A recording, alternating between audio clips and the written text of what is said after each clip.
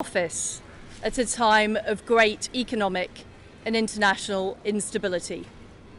Families and businesses were worried about how to pay their bills.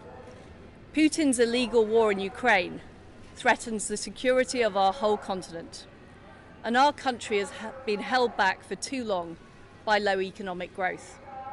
I was elected by the Conservative Party with a mandate to change this. We delivered on energy bills and on cutting national insurance. And we set out a vision for a low-tax, high-growth economy that would take advantage of the freedoms of Brexit. I recognise, though, given the situation, I cannot deliver the mandate on which I was elected by the Conservative Party. I have therefore spoken to His Majesty the King to notify him that I am resigning. नमस्कार, आप देख रहे हैं public news TV और आज के DNM show में हम बात करेंगे ब्रिटेन के लोकतांत्रिक व्यवस्था की और ब्रिटेन में जो राजनीतिक संकट खड़ा हो गया है उसकी। वहां की जो प्रधानमंत्री हैं लिज ट्रस, उन्होंने 45 दिन के भीतर इस्तीफा दे दिया है और अब नया प्रधानमंत्री चुना जाना है। क्या जो ऋषि सुनक हैं, जो भारतीय मूल के हैं, वो प्रधानमंत्री बन पाएंगे?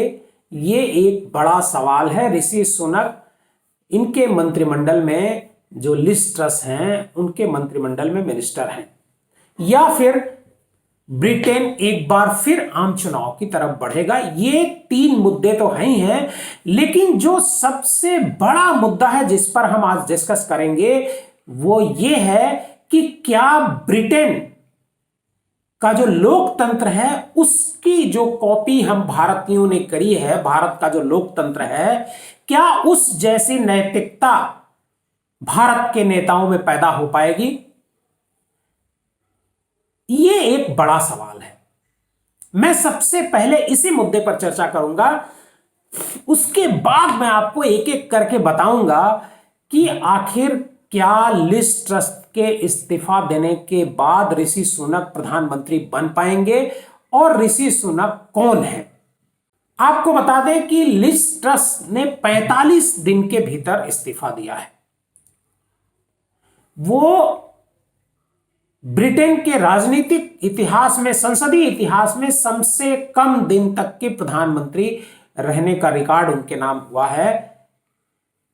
बड़ी दिलचस्प बात है कि उन्होंने जो इस्तीफा दिया है वो पब्लिक के मुद्दों को लेकर के दिया है कि हमको आपने देश का प्रधानमंत्री आपने चुना है, लेकिन हम आपके जो उम्मीद है उस पर हम खरे नहीं उतर पा रहे हैं, इस वजह से मुझे पद छोड़ देना चाहिए। हालांकि यह भी कहा जा रहा है कि जो उनकी पार्टी है कंजर्वेटिव पार्टी, उसमें जो उसका जो चेयरमैन है जॉर्ज, उन्होंने भी इनसे कहा था कि आप इस्तीफा दे दीजिए, लेकिन वो चाहती तो इस्तीफा नहीं भी दे सकती थी। उनके मंत्रिमंडल के भले 2 सहयोगी इस्तीफा दे चुके थे, बावजूद इसके लिज ट्रस ने इस्तीफा दिया और उन्होंने स्वीकार किया, बीबीसी को इंटरव्यू दिया। एक बार आप उस इंटरव्यू को भी सुनिएगा। बीबीसी के इंटरव्यू में उन्होंने साफ कहा कि हम जनता के मुद्दों पर खरे नहीं उतर पा रहे हैं, लेकिन हम प्रधानमंत्री बने रहेंगे, कोशिश करेंगे कि इसको और बेहतर किया जाए। और ठीक 2 दिन बाद लिज ट्रस ने इस्तीफा दे दिया। लिज ट्रस के जो वित्त मंत्री थे, उनके जो गृह मंत्री थे, ये दोनों पहले ही इस्तीफा दे चुके हैं। आपको पता ही होगा कि 2019 में ब्रिटेन में आम चुनाव हुए थे और उसमें कंजर्वेटिव पार्टी को एक बार फिर बहुमत मिला था। बोरिस जॉनसन देश के प्रधानमंत्री बने थे, लेकिन बोरिस जॉनसन जुलाई के महीने में उनको भी इस्तीफा देना पड़ा, क्योंकि वो भी पब्लिक के मुद्दों को हल नहीं कर पा रहे थे। तो क्या पब्लिक के मुद्दे जो हल नहीं कर पाएंगे प्रधानमंत्री, उनको इस्तीफा देना ही होगा? लोकतंत्र का तकाजा तो यही कहता है। लेकिन क्या भारत में भी ऐसा होगा? आज की तारीख में ब्रिटेन में जो इन्फ्लेशन रेट है वो 40 तक पहुंच गया है। भारत का मुझे बताने की जरूरत नहीं है कि कितना है, भारत भी उसी के नजदीक है। भारत में महंगाई चरम पर है, बेरोजगारी चरम पर है, लेकिन क्या कोई नेता इसकी जिम्मेदारी ले रहा है? क्या कोई प्रधानमंत्री, कोई मुख्यमंत्री इसकी रिस्पॉन्सिबिलिटी अपने जिम्मे ले रहा है? कोई वित्त मंत्री ले रहा है? कोई गृह मंत्री ले रहा है? ब्रिटेन की तरह हमारा जो लोकतंत्र है भारतीय का, भारत का लोकतंत्र ब्रिटेन का कॉपी है। हमने ब्रिटेन के लोकतंत्र को कॉपी करके यहां भारत में पेस्ट कर दिया था और वही लोकतंत्र आज की तारीख में चल रहा है। तो क्या उस लोकतांत्रिक व्यवस्था में 75 साल जब भारत के पूरे हो गए हैं आजादी के, आजादी का अमृत महोत्सव मनाया जा रहा है, उस आजादी के अमृत महोत्सव में ब्रिटेन को हम ये भी कॉपी करेंगे कि अगर हम जनता के मुद्दों को सुलझा नहीं पा रहे हैं तो हमें पद छोड़ देना चाहिए? क्या ऐसा होगा?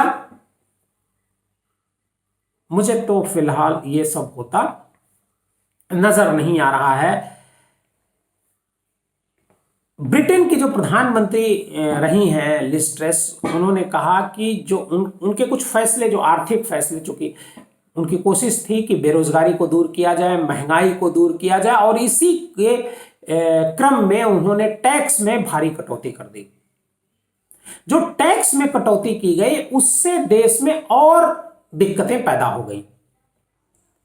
पब्लिक में भी इसका विरोध हुआ, कंजर्वेटिव पार्टी के भीतर विरोध हुआ और उनको इस्तीफा देना पड़ा। हम बात कर रहे थे कि क्या भारत में भी ऐसी स्थिति पैदा होगी, क्योंकि यहां भी टैक्स बहुत हाई हो गया है, महंगाई बढ़ गई है, बेरोजगारी अपने चरम पर है। भूखमरी की स्थिति में भारत 107वें नंबर पर आ गया है पूरी दुनिया में। 80 करोड़ लोगों को मुफ्त भोजन दिया जा रहा है। तो क्या भारत की जो नेता हैं, जो पॉलिटिकल पार्टीज हैं, जो सत्ता में, राजनीति में लोग हैं, क्या वो इसको लेकर के चिंता करेंगे? मुझे तो नहीं लग रहा है। अभी तक के जो हालात हैं वो इस लायक नहीं है। लेकिन हम आते हैं मुद्दे पर कि क्या लिज ट्रस के इस्तीफा देने के बाद जो ऋषि सुनक हैं, वो भारतीय मूल के हैं, वो प्रधानमंत्री बन पाएंगे, या फिर जो कंजर्वेटिव पार्टी है और जो लेबर पार्टी है, दोनों मिलकर के तय करेंगी कि एक बार फिर हम लोग आम चुनाव में जाएं? क्या हालात पैदा होंगे, ये अभी इसको आने में कुछ समय लगेगा, करीब 1 हफ्ते का भी समय लग सकता है। लेकिन जो सूचनाएं आ रही हैं ब्रिटेन से, उसमें बताया जा रहा है कि ऋषि सुनक के पक्ष में ज्यादातर कंजर्वेटिव सांसद हैं कि उनको प्रधानमंत्री बनाया जाए। एक रिपोर्ट आई है, यूजीओवी का एक सर्वे आया है, उस सर्वे में जो कंजर्वेटिव पार्टी के नेतृत्व का जो चुनाव होना है उसमें ऋषि सुनक को नंबर 1 पर बताया गया है। और जो बाकी जो सांसद हैं, उन लोगों ने जो सर्वे में बताया है, उस सर्वे कंपनी को, उन्होंने बताया है कि लिज ट्रस को चुन करके उन्होंने गलत किया था।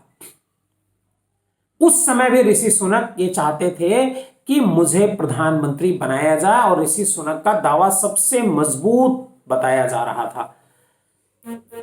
बताया ये जा रहा है कि 55% लोग, सदस्य जो कंजर्वेटिव पार्टी के हैं, कंजर्वेटिव पार्टी की सत्ता है और वही अपने प्रधानमंत्री का चुनाव करती है, वो ऋषि सुनक के पक्ष में है, और ट्रस के फेवर में मात्र 25% लोग हैं। अब हम आपको बताते हैं कि ऋषि सुनक आखिर हैं कौन, क्योंकि अगर वो प्रधानमंत्री बनते हैं तो ये भारतवासियों के लिए बड़े गर्व की बात होगी। ये ऋषि सुनक पंजाब के हैं, उनके पूर्वज पंजाब के रहने वाले हैं, और उनकी पत्नी अक्षरा मूर्ति ये जाने माने उद्योगपति हैं, इन्फोसिस के सह संस्थापक हैं। नारायण मूर्ति उनकी बेटी हैं, अक्षरा मूर्ति, उनसे उनकी शादी हो गई है। और ऋषि सुनक 12 मई 1980 को ब्रिटेन के साउथहैम्पटन में उनका जन्म हुआ था। और उनकी मां जो उषा सुनक और पिता यशवीर सुनक थे, वो 3 भाई बहनों में सबसे बड़े थे। उनके जो दादा थे, वो दादा और दादी वो पंजाब के रहने वाले थे। 1960 में वो पहले दक्षिण अफ्रीका गए, पूर्वी अफ्रीका, और उसके बाद से वहां उनके वो लोग ब्रिटेन में जाकर के बस गए। ऋषि सुनक की 2 बेटियां हैं, उनकी बेटियों अनुष्का और कृष्णा सुनक। और ऋषि सुनक की जो भारत में तो उन्होंने जन्म नहीं लिया, लेकिन भारतीय मूल के हैं वो। और उनकी जो शुरुआती पढ़ाई है वो इंग्लैंड में हुई है, विंचेस्टर से उन्होंने डिग्री हासिल की है। फिर ऑक्सफोर्ड में उन्होंने पढ़ाई की और एमबीए किया है। और एमबीए करने के दौरान ही उनकी मुलाकात अक्षरा मूर्ति से हुई, और बाद में दोनों ने शादी कर ली 2009 में। और बड़ी आपको बता दें कि वो भारतीय मूल के हैं और रहते ब्रिटेन में हैं, जन्म उनका ब्रिटेन में हुआ, लेकिन उनकी जो शादी हुई थी वो बेंगलुरु में हुई थी। और अक्षता जो उनकी पत्नी हैं, वो अपना फैशन ब्रांड चलाती हैं और इंग्लैंड की सबसे अमीर महिलाओं में से एक हैं। तो आज के इस प्रोग्राम में मैंने 2 सवाल किए, आप चाहें तो कमेंट में बता सकते हैं कि क्या राजनीतिक जो हालात हैं ब्रिटेन के, उसी तरह के कमोबेश हालात भारत के हैं। तो क्या भारत के जो नुमाइंदे हैं, जो नेता हैं, वो अपनी जिम्मेदारी लेंगे महंगाई को लेकर के, बेरोजगारी को लेकर के? और क्या ऋषि सुनक जो भारतीय मूल के हैं वो ब्रिटेन में प्रधानमंत्री बन सकते हैं? आपकी क्या राय है इस वीडियो के कमेंट बॉक्स में जरूर बताइएगा। इस डीएनएम शो को देखने के लिए बहुत बहुत धन्यवाद।